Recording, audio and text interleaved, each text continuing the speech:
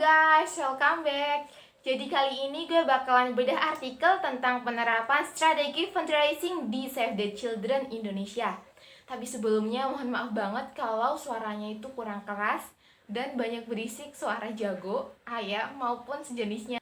Nah, artikel ini tuh karya dari Yesi Rahmasari, Sohni Ahmad Nul Hakim, dan juga Nurliana Cipta Apsari. Dan gue cuma sekedar meresum lalu membuat video tentang bedah artikel ini. So guys, tunggu apa lagi? Yuk simak videonya berikut ini. Fundraising sebagai salah satu kegiatan pendanaan yang mempunyai pengaruh dalam keberlanjutan sebuah organisasi pelayanan sosial.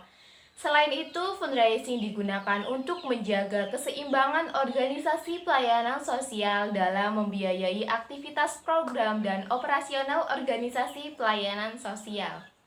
Strategi fundraising yang dilakukan oleh organisasi pelayanan sosial dilakukan dengan efektif dan penciptaan inovasi baru untuk meningkatkan sumber pendanaan dan kualitas pelayanan kegiatan dalam membangun kepercayaan kepada masyarakat. Pada saat ini, organisasi pelayanan sosial yang mampu bertahan dalam menjalankan setiap aktivitas biasanya didukung dengan strategi fundraising. Sebagai salah satu langkah pencapaian tujuan tersebut, salah satu organisasi pelayanan sosial yang hingga saat ini masih mampu bertahan dalam menjalankan aktivitas pelayanan sosial, yaitu Save the Children Indonesia. Save the Children Indonesia merupakan salah satu organisasi pelayanan sosial internasional yang berfokus pada kepedulian terhadap isu-isu dan pemberian pelayanan yang berkaitan tentang kesejahteraan anak. Save the Children Indonesia telah ada di Indonesia sejak tahun 1976. Aktivitas yang dilakukan oleh Save the Children Indonesia saat ini dalam perlindungan dan pemenuhan kebutuhan anak perlu didukung dengan manajemen pelayanan sosial yang baik. Salah satunya yaitu aspek pendanaan yang diperoleh melalui fundraising dalam menjalankan setiap kegiatannya. Oleh karena itu, kegiatan fundraising yang dilakukan berdasarkan pada strategi fundraising yang telah dirancang dan disesuaikan berdasarkan kebutuhan dan tujuan organisasi. Salah satu tujuan organisasi pelayanan sosial menggunakan strategi fundraising dalam menjalankan aktivitas, yaitu untuk dapat mempertahankan keberlangsungan organisasinya.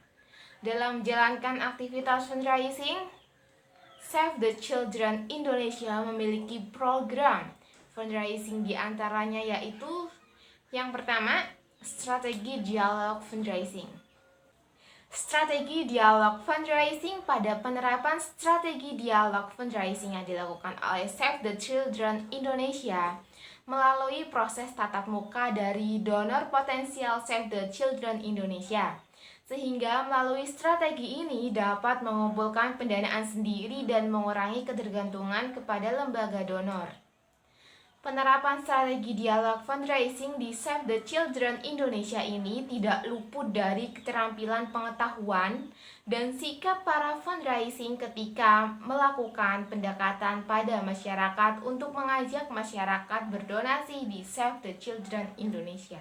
Meskipun para fundraiser sering menghadapi penolakan dari masyarakat ketika mencoba melakukan pendekatan dan mengajak masyarakat melalui interaksi langsung untuk mensosialisasikan dan mengajak berdonasi, namun fundraiser tetap gigih dan tidak menyerah.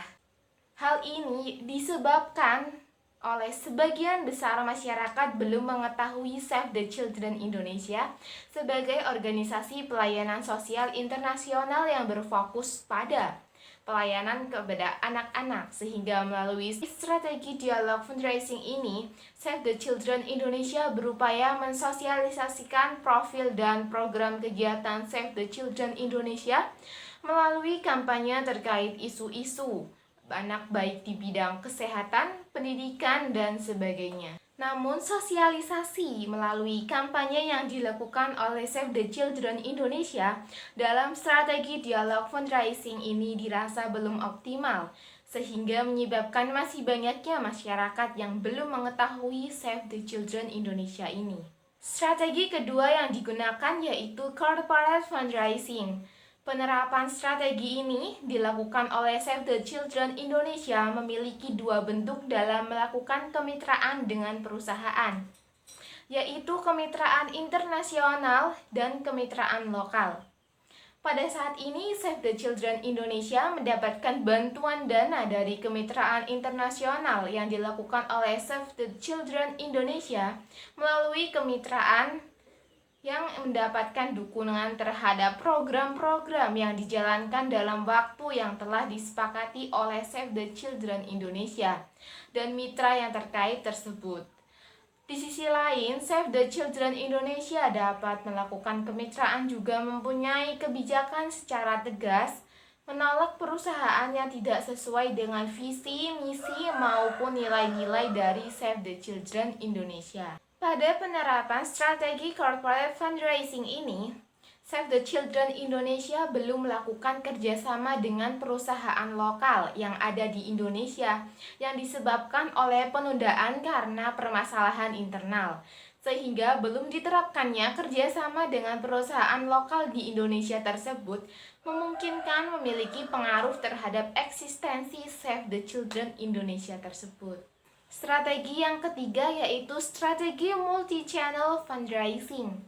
Penerapan strategi multi-channel fundraising yang dilakukan oleh Save the Children Indonesia ini dalam mengumpulkan dana menggunakan berbagai saluran dengan memanfaatkan teknologi digital dan internet yang meliputi telefundraising dengan penggunaan telepon, online fundraising dengan menggunakan website dan media sosial, crowdfunding dengan menggunakan platform kitabisa.com, dan community fundraising dengan melakukan kegiatan bersama komunitas.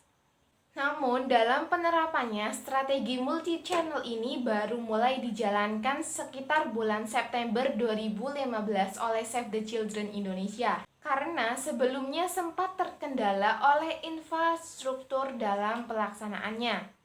Sehingga pada penerapannya, strategi multi-channel fundraising di Save the Children Indonesia saat ini masih berfokus untuk melanjutkan kegiatan dengan menggunakan media dan saluran yang telah digunakan sebelumnya, dan belum mengadakan inovasi terkait penerapan strategi multi-channel fundraising yang dilakukan. Strategi yang keempat yaitu retention and development donor. Penerapan strategi ini dilakukan oleh Save the Children Indonesia cukup mendapatkan kepercayaan pada donaturnya. Hal ini dilakukan Save the Children Indonesia melalui peningkatan kualitas pelayanan yang diberikan seperti kepemilikan legalitas, kemudahan mendapatkan pelayanan informasi, kemudahan pembayaran, dan giving thanks atau tanda ucapan terima kasih kepada donatur. Hal ini dilakukan oleh Save the Children Indonesia dengan harapan agar donatur dapat mempertahankan loyalitasnya dalam berdonasi jangka panjang di Save the Children Indonesia. Ketika para donatur tersebut memiliki loyalitas dan kepercayaan yang tinggi terhadap Save the Children Indonesia, maka secara otomatis dapat mempengaruhi pengembangan jumlah donasi yang diberikan kepada Save the Children Indonesia. Namun, pada penerapan strategi ini, Save the Children Indonesia belum melakukan pertemuan bersama antar donatur dengan pihak Save the Children Indonesia.